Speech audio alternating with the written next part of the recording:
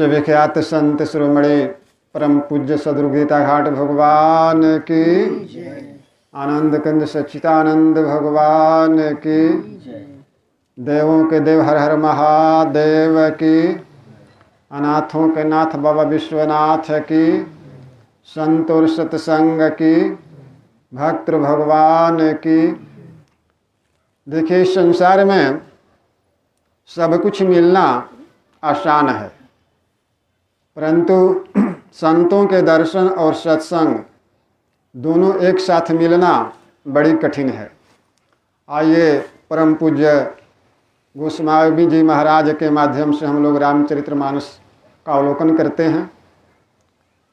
राजा मिले गज बाजा मिले सब साजा मिले मन वांछित पाई, लोका मिले परलोका मिले सुर लोका मिले बैकुंठ ही जाई, ताता मिले सुत भ्राता मिले पुनि माता मिले जुवती सुखदाई, अरे सुंदर और मिले सब ही कुछ संत समागम दुर्लभ भाई।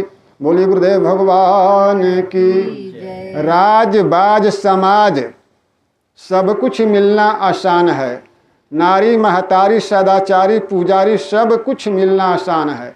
यहाँ तक कि लोक परलोक सुरलोक देवलोक अमरलोक अगमलोक सब लोक मिलना आसान है, परंतु संतों के दर्शन और सत्संग दोनों एक साथ मिलना बड़ी कठिन है।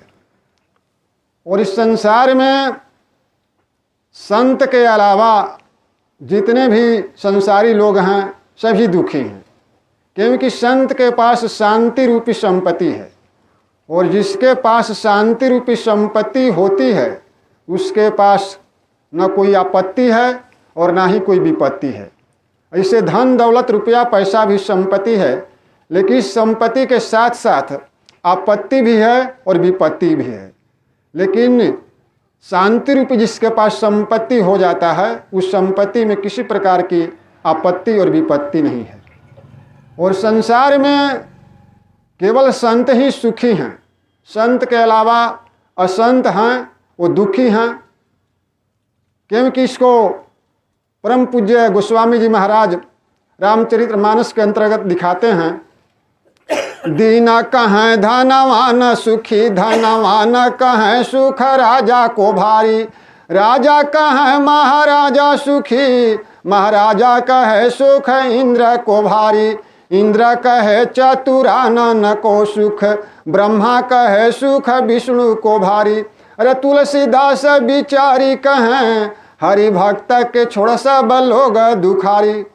संसार में सबसे सुखी संत हैं, क्योंकि संत के पास शांति रूपी संपत्ति है।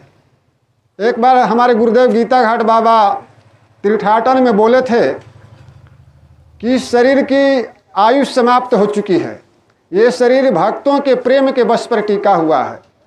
उनके इस बात को सुनकर उनके साथ में जो भी भक्त थे सभी रोने लगे।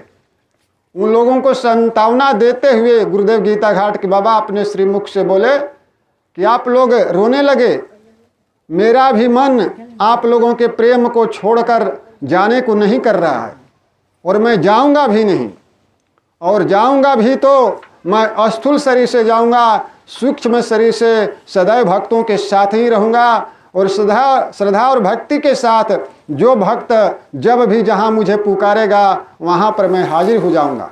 और ऐसा होता है।